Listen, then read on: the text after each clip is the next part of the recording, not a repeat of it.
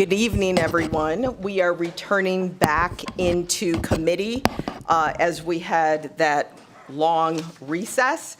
So I'm not going to go through and review the rules again. We're still in the same committee. Those of you here all know what's up, so we'll just jump right into the work session.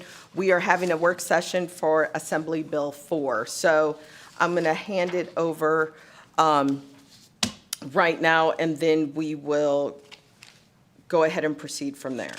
So to our committee analyst, please. Thank you, Chair. For the record, Cesar Melgarejo, Community Policy Analyst. And for the record, as a LCB nonpartisan staff, I can neither support nor oppose any of the measures that come before this committee. The measure for work session today is Assembly Bill 4, which revises provisions relating to public safety and was sponsored by this committee and was heard yesterday.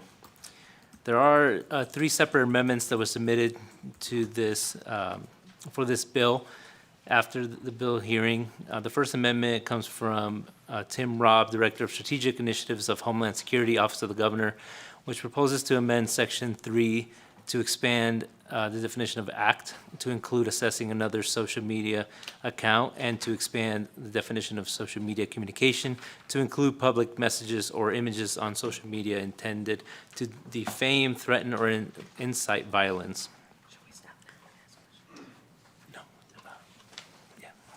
The Second Amendment comes from the Office of Finance of the Office of the Governor, which proposes a couple of amendments, which is, first one is to amend Section 59 to reduce the appropriation of fiscal year 25-26 from $919,080 to $6,112,720. In addition, the amendment provides that the appropriation may be allocated based on an appropriate documentation justifying expenses related to carrying out the provisions of this bill. The amendment to Section 60 includes to appropriate funds directly to the Nevada Department of Corrections rather than to the IFC, and clarify that the appropriation is for personnel and associated costs, and reduce the appropriation of fiscal year 2025-2026. Next, it adds new provisions to appropriate $566,696 from the State General Fund to the Nevada Department of Corrections for equipment and furniture costs associated with carrying out the alternative correctional programs. Any remaining balance must not be committed to the expenditure after June 30, 2027, must not be spent after September 17, 2027, and any remaining funds revert back to the general fund at the end of the fiscal year. Next amendment is to add new provisions to require Nevada Department of Corrections to annually, after the end of each fiscal year, report to the IFC on the implementation and current outcomes of the alternative correctional programs. And the amendment to Section 1 is to reduce the appropriation amounts for each fiscal year.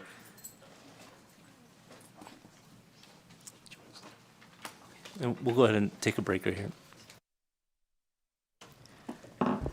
Thank you for that. At this time, what we have is, because we do have 3 unique amendments, I've asked the presenters of the amendments to come forward so that you can present the amendments and provide any additional explanation for the reason. So I'm going to ask staff from the governor's office as well as chief of staff from our attorney general's office.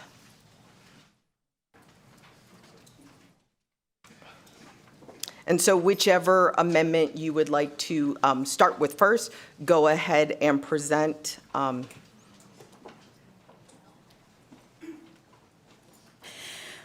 Good evening. Thank you so much for allowing us time to talk through this amendment. We're going to start with the amendments, which are for this, starting from the work committee document, the bottom of page 2. For the record, Teresa Benitez Thompson, Chief of Staff to Attorney General Ford.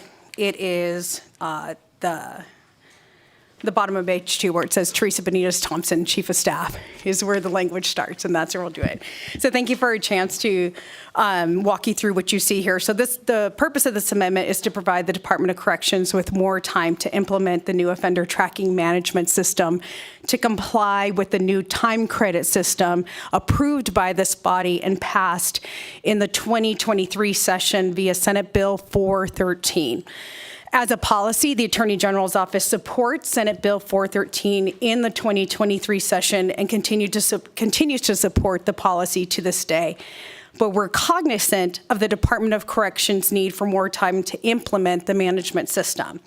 Without the management system, the rate of the habeas cases in the AG's office will multiply, and we want to ensure that this is properly implemented. Therefore, the amendment is seeking to extend the enactment date, creating a new effective date for the tracking management system to July 1, 2027, from July 1, 2026, so an additional year, while also holding inmates harmless for the change in the enactment date by proposing language that will allow them to have their time credits calculated as if the enactment date were that of the original bill in 2025. I'm happy to provide any background or answer questions that you would like or have discussed, but a change of an enactment date is what we're asking for. Thank you, Chief. And could you just briefly explain what would be the risk or what would happen if this was not amended right now? Thank you so much for asking the question, Chair Miller. Teresa Benitez Thompson, Chief of Staff to Attorney General Ford. So what would happen is that we would see, if the Department of Corrections were not able to produce the new time calculations, then we would see inmates file lawsuit for against the department. Our office would attempt to defend those. But ultimately, we worry about the impact of habeas cases that are going to happen. It would also put the department in the precarious position of having to manually conduct these assessments, which could lead to a higher error rate that we anticipate, which would lead to more lawsuits and ultimately an impact on habeas and increase in 1983 civil rights claims. So what we're attempting to do is to make sure the department can do the good work that they intend to do, and to make sure that that change in the enactment date doesn't negatively impact those who would be seeking the change in the time sentence credits. Thank you for that. So we hear what the impact it would have on the state and the agencies, but what would the actual direct impact be to the inmates themselves? Thank you so much for the question, Chair Miller. So Teresa Benitez Thompson, Chief of Staff to Attorney General Ford. So what Senate Bill 413 of the 2023 session did is it allowed for the maximum and minimum sentences that are going to be calculated for certain credits to be counted towards what the ultimate time was going to be for their length of their incarceration. So this body made the decision that it was fair to look at a new calculation system. That bill passed. So what we want to make sure is that what we promised in 2023 is actually what happens and materializes for these inmates, without having a negative impact because of the effective date and the ability for a vendor to deliver a system and a bill of goods that they promised. And we were going to hold their feet to the fire on that. Thank you. So in other words, or everyday people terms, inmates would be able to be released based on the guarantee that they were giving, how the state incentivized them for all the activities, good behavior, everything, so that they could have time taken off of their sentence. And that's, of course, something that we want to stand by, that we've provided to our Nevada. Perfectly stated. Okay, thank you so much for that. And my next question is, you're here right now. Now, I know there's another amendment we're going to hear from the governor's office, but from the governor's staff, if you could just make any statement you would like to about the amendment. Absolutely, Chair. This is Tim Robb, Governor Lombardo's Homeland Security Advisor. Thank you so much for the question. And yes, this is something we've worked closely with the Attorney General's Office and the Department of Corrections to ensure that we are understanding to the fullest breadth that we can of what's going on with the situation. And we are committed to also holding those accountable on the implementation of this from our side as well. And now that this is something that is very much on our radar, this is something we are committed to and making sure happens as well. Okay, thank you so much. We may have some brief questions as we continue, but again, I want to remind members that any questions, this is not a rehearing of the bill, but questions must be directed specifically to the amendments presented. So we have a question from Assembly Member Gonzalez. Thank you so much, Chair, and thank you so much for the presentation. I was wondering, how do you plan to address the inmates who would have been released if the bill was implemented on time? Thank you so much for the question. Chief of Staff Teresa Benitez Thompson, through Chair Miller, to go Assemblywoman direct. Gonzalez. Thank you, Chair Miller. So if you look at the proposed language here, the language that we have here is that the changes that would have been allowed and been afforded in 2025, when the bill was supposed to be enacted, July 1, 2025, are supposed to be allowed and counted when the system gets enacted in 2027. So what we don't want is we don't want there to be the loss of those 2 years in countable activities within the calculations of that sentence. And so we have the language written specifically so that we can honor that commitment that was made 2 years ago.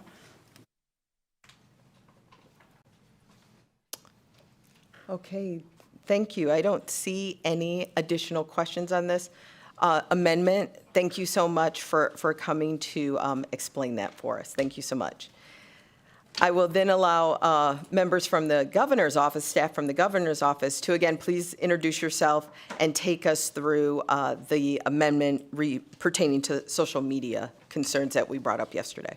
Thank you so much, Chair Miller and members of the committee. Tim Robb for the record. We will run you quickly through Section 11. After extensive conversation in this body and with some of the stakeholders as well, we decided it was best to bring some clarity to this language and ensure that it can be enacted as intended. So we have come up with this amendment that I do believe brings a lot of clarity to what the intent is behind this portion of the bill. And so with that, I will turn it over to Dylan Tedford, our Deputy General Counsel for Governor Lombardo. Hi, Chair Miller. Dylan Tedford, Deputy General Counsel for Governor Lombardo. So this amendment accomplishes 2 things. The first step is in Section A. It adds subsection 1, which defines what accessing a social media account means. Yesterday during the bill hearing, there was a little testimony and some concern that something that would be caught there is scrolling through reels and something coming up potentially inadvertently on someone's timeline. This makes it clear that accessing someone's social media account means using their login credentials to go into their account and utilize their account, whether that means viewing things on their account that are maybe private or posting things from their account that are not acceptable. Either way, that's prohibited activity. Number 2, it also provides a little clarity related to the idea that people can say things on their Facebook walls or in posts that are First Amendment protected. So what this does is it lists 3 categories: defamation, threats, and inciting speech, and says that those 3 things, which are not protected by the First Amendment, are punishable under this bill. If there are any questions, I'd be happy to entertain them. Thank you so much. We do have a question from Assemblymember Roth. Thank you so much, Chair, and thank you for your work on this bill. I'm looking at this conceptual amendment and then the amendments that were provided from the Public Defender's Office. I don't see them quite matching up, and I have some concern about how broad this is. Did you engage them as stakeholders in this amendment? Assemblymember Roth, Tim Robb for the record. Yes, we did engage with them, and we've had several conversations throughout the duration of the lifetime of this bill. During the session, also during the special session, we also met with some of the public defenders earlier this month as well. And so this is based on their feedback. It does not match directly, but this is, yes, intended to meet the intent that they were bringing to us and bringing the clarity that they were hoping for, though it doesn't match exactly what they were looking for. Sure. So it's your understanding that they're in agreement with this amendment? So with the timeframes that we were working under for this amendment. We did not have the opportunity to get this language in front of them through approval processes and things that we have on our end, but this is, our intent is to help bring that clarity that they were hoping for. Okay, thank you so much. I believe that concludes our questions on this amendment. So thank you so much as well for being here to present. So for our third amendment, which may be a little lengthier in explanation. So I am going to ask our financial analyst, if you could walk us through and explain exactly what's happening, and there may be some policy parts, if you feel comfortable explaining that as well. And then after that, I will welcome the director and staff up for any questions. Thank you, Madam Chair. For the record, Adam Drost with the LCB Fiscal Analysis Division. For the record, I'm nonpartisan staff who does not advocate nor oppose legislation. I'm happy to walk through the proposed amendment that was submitted by the Governor's Finance Office. This amendment, which can be found on page 4 of your packet, includes language to revise the amount in Section 59, and this is the general fund appropriation that would be provided to the Administrative Office of the Courts through the IFC, the Interim Finance Committee, and that would reduce the amount in fiscal year 2026, and that reduction is based on this bill becoming effective on January 1st, 2026, rather than the original amount that was reflective of SB 457 and reflected 9 months of funding. So that is the reason for that reduction. In addition, there is suggestion for a language to clarify that that money would be allocated by the Interim Finance Committee based on justification and documentation submitted to the IFC. For Section 60, that includes a reduction in the first year of the biennium for the general fund appropriation that would be provided to the Department of Corrections from $1.9 million to $1.363 million. That reduction I'll touch upon next, which is actually transferred to Section 60.2 on page 4. That is a funding that was pulled out basically for equipment and furniture costs. This funding in Section 60.1 would fund 12 positions, as well as their equipment and vehicle costs. However, the reversion, the amount that wasn't spent that would revert back to the general fund, would occur at the end of each fiscal year. By pulling out that $566,000, the agency would have time to order those vehicles over the full biennium. So basically, effectively having a year and a half to order those vehicles, which takes time given the state's purchasing rules and regulations. I would also notice on Section 60.1, rather than appropriate this funding to the Interim Finance Committee for allocation to the Department of Corrections, the Governor's Finance Office requests that this funding be provided directly to the Department of Corrections. That is due to the timing. Excuse me. The next Interim Finance Committee is scheduled for December 2025. However, that agenda has largely been set, so the next time the Governor's Finance Office would have the opportunity to approach the Interim Finance Committee would be February 2026, and that would delay implementation of the program. So therefore, the Governor's Finance Office has asked that that funding be provided directly to the Department of Corrections. The final item that I would note is Section 61.1 and the amendment on page 4, and those numbers were reduced rather significantly, as you can see in the amendment. Those reductions, based on conversations with the Department of Corrections, were based on updated projections of increased offenders that would be impacted by this bill. And those were updated forecasts by the Department of Corrections, as well as the average daily cost for inmates. And that reflects that update and reduction in the general fund appropriation in Section 61. And I'm happy to answer any questions, Madam Chair. Thank you so much. And so just to clarify, because as you stated that there were the reasons why the money would be going directly to the department, but it is also amended that the Department of Corrections will be required to report back the progress to interim finance. Is that 2 weeks or 30 days after the end of the fiscal year? Madam Chair, that's correct. In the work session document, there is a suggestion, I believe it's on page 1, for interim finance committee reporting. Let's see where that is. I believe that's section 3, I'm sorry, page 2, number 3. Oh, yes, it actually lists the dates. Sorry. So yes, that would, if the committee so chose, it could, since it would not be going to IFC if the committee chose the GFO's recommendation, the committee could require reports to the interim finance committee 45, 60 days after the end of a fiscal year on the progress of this rather new program. Okay, thank you. Another question I have is, can you give us, because we see all these different numbers, and again, we're speaking of a reduction in fiscal of what was originally asked from the original bill. Is there a roundabout number in totality of what this reduction is? Yes, Madam Chair. I did the calculations, and overall, this would provide, from the bill as introduced to the bill as amended by the Governor's Finance Office, an overall reduction in general fund appropriations of $5 million over the biennium. Okay, thank you for that.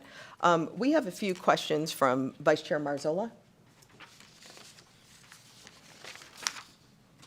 Thank you, Chair. And I'm not sure if this is for the director Oh, or... yes, I'm sorry, thank you for reminding me. Of course. Director Surrinda, would you all approach, please? And then, of course, introduce yourselves and spell your names for the record before you speak. Thank you. Go ahead and do that before I ask my question. All right, so I'm James Zarenda, DZURENDA, Director for the Nevada Department of Correction. And I'm Don Southworth. It's DONSOUTHWORTH. I'm the Chief of Offender Management for the Department of Corrections. Thank you, and thank you for being here tonight with us. I do have a couple questions. Can you provide us a high-level overview of the alternative correctional program that would be established if this bill passed? Yeah, so James Zarenda for the record. So an overview of the program would actually be looking at offenders that we have certain criteria, which I could mention here, that are going to be offenders that are within 18 months of discharge to, or available to be able to be discharged, whether to parole or end of sentence, that would be nonviolent offenders. And I have a quick list of those that the criteria would have to meet. And it would be, there would have to be no sex offense convictions, no violent offenses on current booking, must be within 18 months of possible release, must have served over 50% of their maximum term, no felony ICE holds, must be at least 6 months from a major infraction, must be at least 12 months from a violent disciplinary infraction, and no escape history from a medium or above facility. So they would actually be eligible. Doesn't mean they will actually get approved for this process. In order to get approved, we would have to do home visits to make sure that their home that they are going to, they have to be going to a residence. It can't be for someone with no permanent residence. So they have to go to a residence. We would have to go and visit the residence and approve the residence that it's not going to be detrimental to the release. We would have to have a release plan for the offender on whether we are requiring a job, whether we're requiring a program, specific program that they would have to be in compliance to. We would be monitoring them through a system of a contract that we have with a company to make sure that we are in constant contact with the offender, even through video visiting through their cell phones, and also requiring those that have substance use disorder or substance use criminal behaviors that they're going to be required for a certain amount of drug testing during their time, depending on the seriousness of their history. And what it will do is just so that you see the whole big effect of this. When it reduces these certain types of population, it allows me to be able to reclassify other offenders from other areas of the population to be lower class offenders so that we could prepare them quicker to take their place, prepare them quicker to get into the community. What that does on the overtime issues is that it will allow me to close medium security housing units that are more expensive to operate than minimums. And that the way I could shift the population to replace those with other offenders that are ready to be looked at for reentry. So instead of, to put it in layman terms, instead of looking at offenders from 18 months to discharge for release on our programs for reentry, we're going to look at them at 36 months. So we'll start looking at offenders at 36 months going into discharge, which allows us to do reentry quicker, sooner, and getting them more prepared before they actually can get out, which is a huge benefit for success, to making sure they're a success when they leave. Hopefully that helps. It's a little bit. It does. Thank you for that explanation. Chair, can I have one more question? Thank you. Can you tell us about the planned duties for the 12 positions that you're asking to be funded through the general fund? Yes, James Arner for the record. So you need people to go out there to do the home visits, which the classification of those officers that would do the home visits would be a Category 2 peace officers because of their status in the community.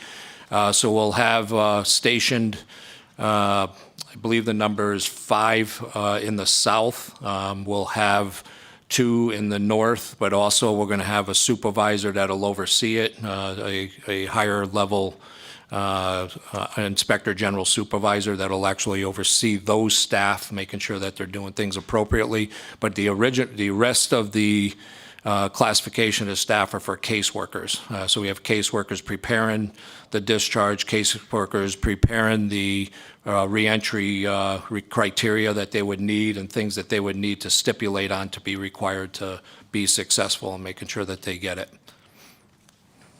Thank you, Director. Thank you, Chair. Thank you, Vice Chair. My questions are a little more specific.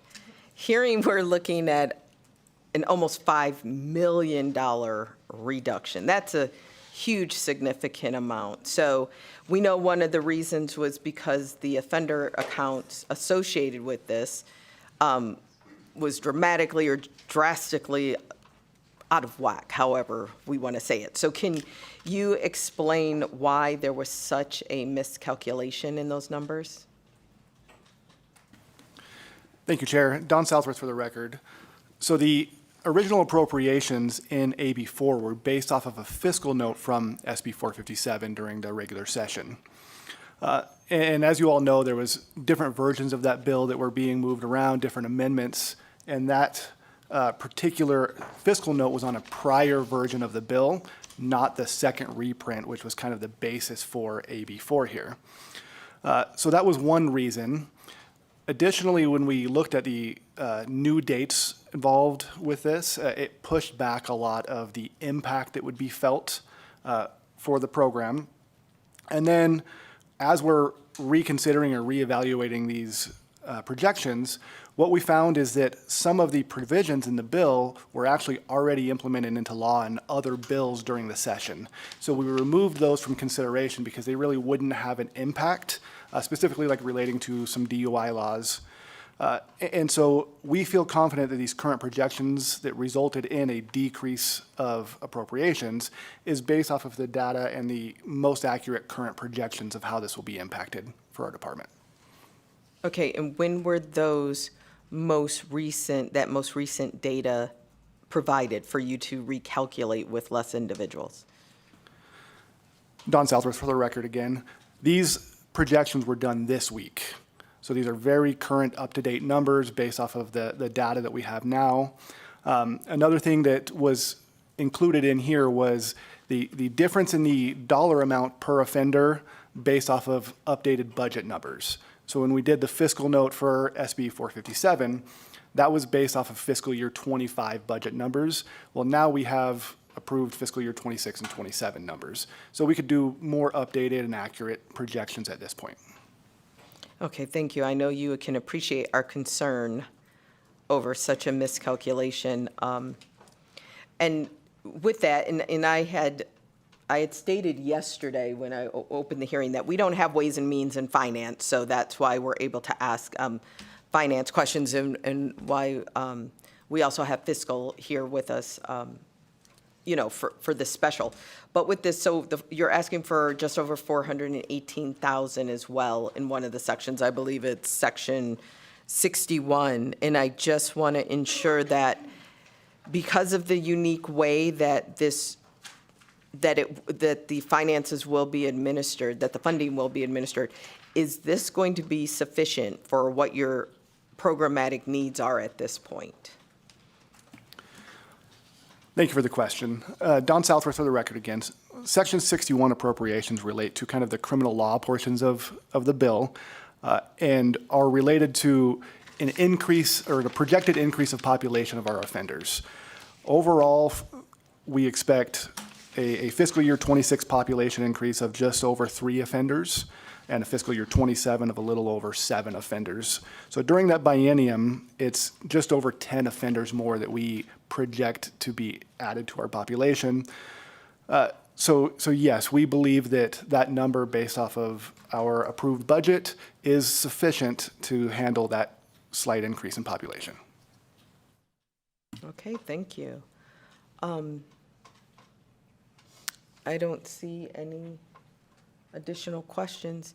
So with that as well, I appreciate you all coming to answer and to respond to those questions because it is really a technical amendment. So thank you so much for that.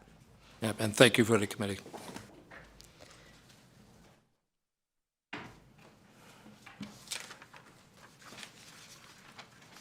So with that, members, those were the 3 amendments that are submitted for the bill.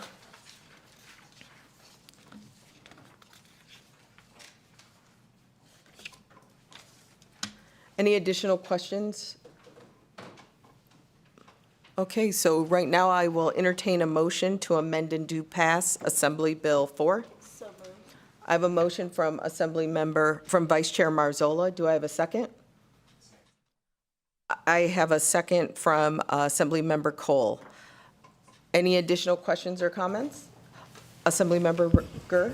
Yes. That's a lot of blah, blah, blah. Assemblymember Gurr. Okay, call me Bert, it's just fine. I'm going to vote it out of committee, but I'm going to reserve my right. I still have one thing in my mind I'm working on. Okay, Thank you. thank you so much. Are you going to share with us? I mean, is it going to get worked on, amendments or with the governor's office? If I ever get to sleep tonight, I'll get it cleared up. Okay, thank you. Anyone else? Okay, not seeing anyone else. All those in favor, please say aye. Aye. Anyone opposed, please say nay. Okay, so I have Assemblymember Roth, Moore, Gonzalez. And is that it for our noes? Okay, thank you so much. With that, the motion passes to amend and do pass Assembly Bill 4. I will assign thank you so much. I will assign the floor statement later. So right now, just later. So right now, thank you everyone who came to participate and answer questions at this late hour.